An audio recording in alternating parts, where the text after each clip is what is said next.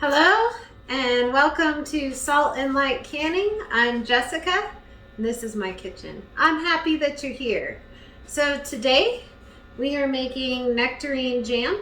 I was beautifully gifted some nectarines.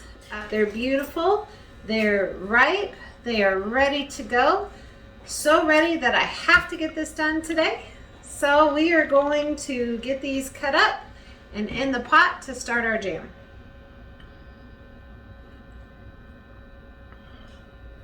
Now, nectarines are a lot like plums when you're canning, meaning that you don't have to peel them.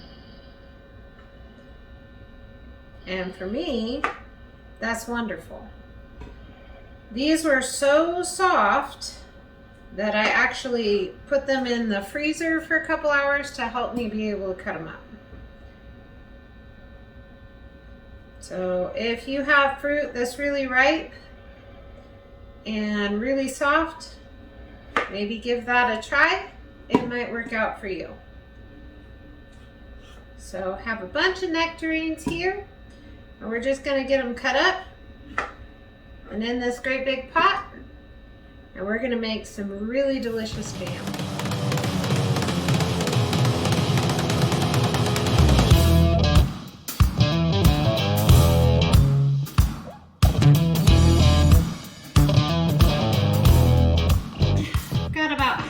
Nectarines in here. We're gonna go to the stove and we'll get started cooking these nectarines. So we're at the stove and we're gonna get our fruit heated up.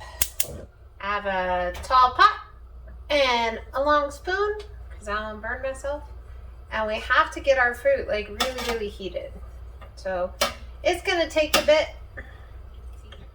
I want to get them broke up. When they get heated, I'll probably use a potato masher.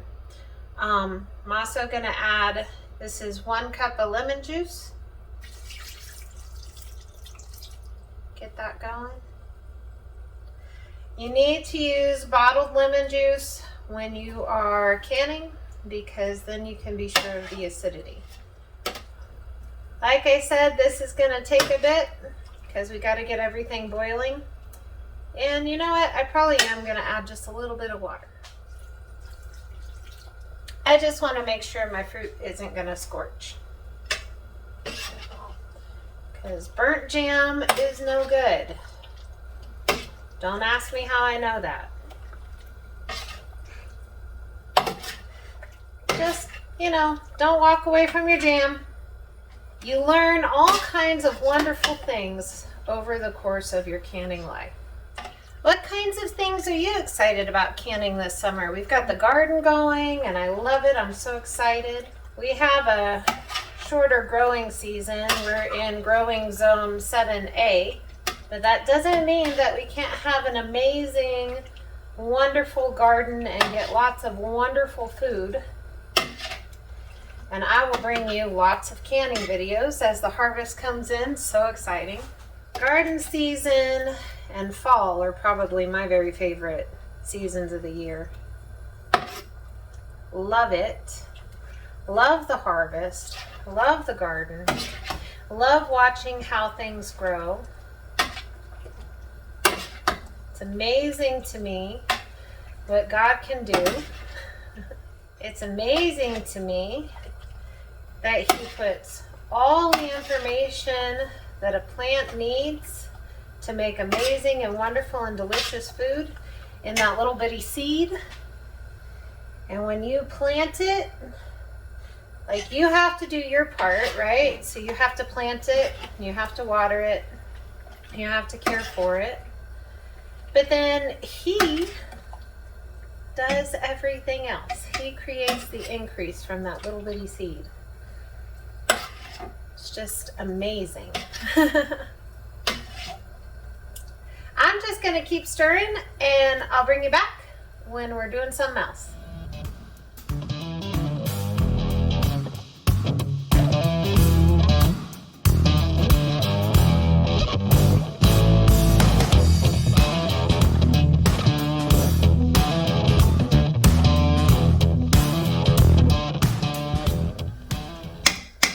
So I totally changed my mind.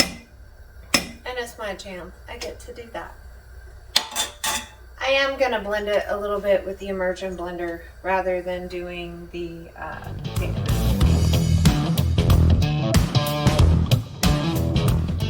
Alright, so we got that all blended up.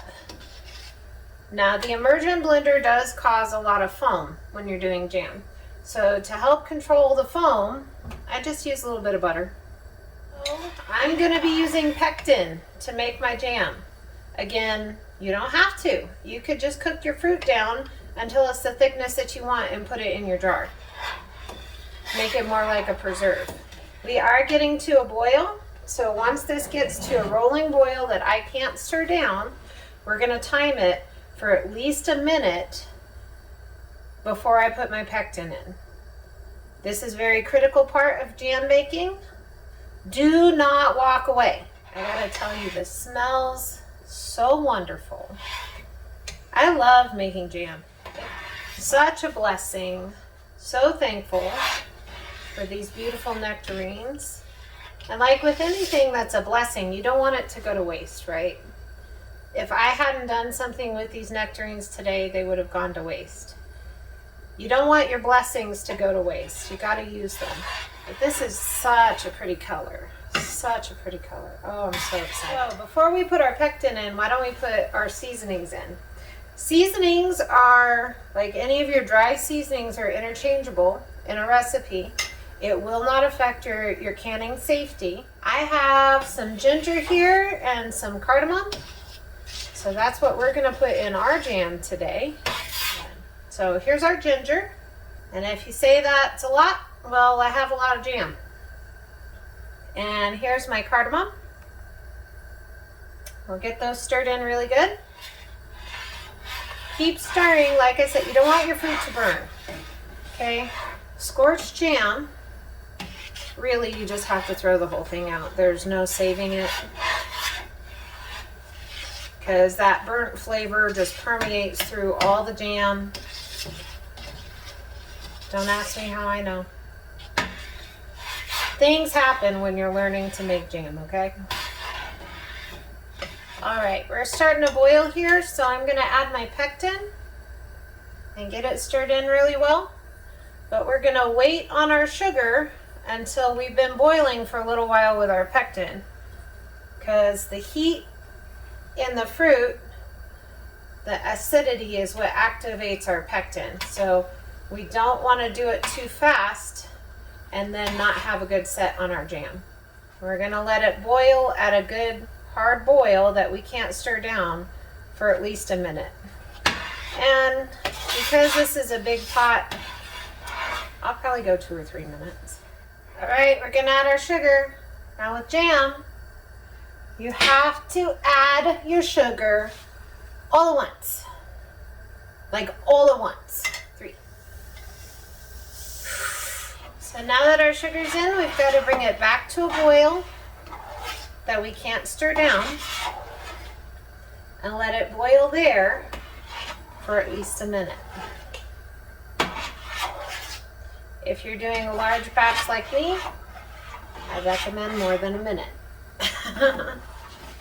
So we're at a boil that I can't stir down, and I'm going to watch my clock on my stove. We're going to let this boil for at least a minute, and then we will check our set. Be very careful here, because like I said, jam is, it's like if you're making candy with the melted sugar, and it is like lava hot, and it sticks to you when it pops on you, it burns you. It's all bad things. So watch it carefully.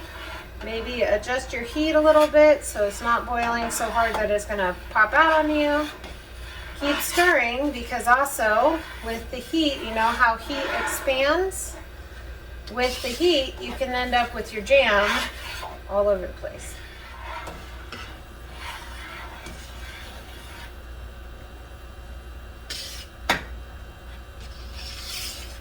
I'm going to get a spoon out of the freezer, and we're going to check our set.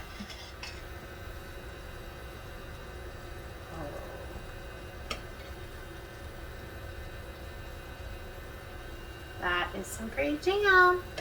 This is gonna set so pretty. So I'm gonna turn it off, and we'll be back when we're putting it in jars. We're going to fill our jars to 1/4 inch of headspace. Here we go. It's already trying to set up in the pot here, so here we go. This is just beautiful. Tastes amazing. Oh my goodness. Smells wonderful. This is going to be absolutely delicious on some toast or some crackers or baked into some cookies.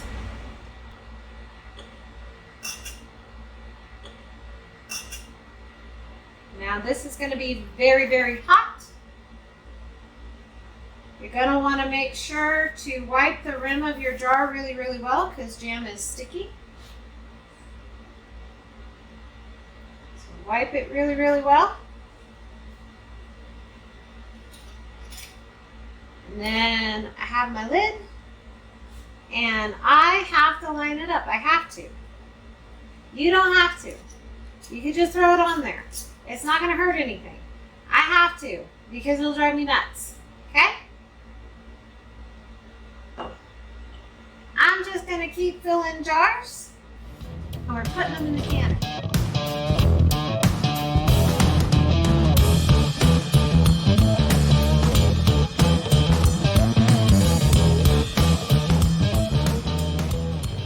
So my canner is full. I have a lot of jars in there. Everybody is covered by at least 1 inch of water.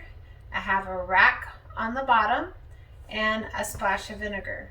Now because my jars are hot, because the jam was hot, the water's hot, and my burner was turned on low to make sure everything stayed hot. So I'm going to put the lid on, and we're going to turn up the heat so that this will come to a boil. We're going to process these jars at a boil for 15 minutes. And I'll be back when we're taking them out of the canner. So our timer went off, and I took the lid off, and they've been sitting here for a couple minutes, and now we're going to take them out. So pretty. So I got a question this week. When you're storing jars in your pantry, you always want to take the rings off, because if something were to happen to that jar and it were for some reason to become unsealed and you didn't notice it, later, because of heat fluctuation in your house or whatever, it could reseal, but it's not a true seal, it's a false seal. And then you have things growing in your jar, bacteria and all that stuff would be growing in your jar, and you wouldn't know. And then you could accidentally feed it to your family and make everybody sick. So, in your pantry, take the rings off.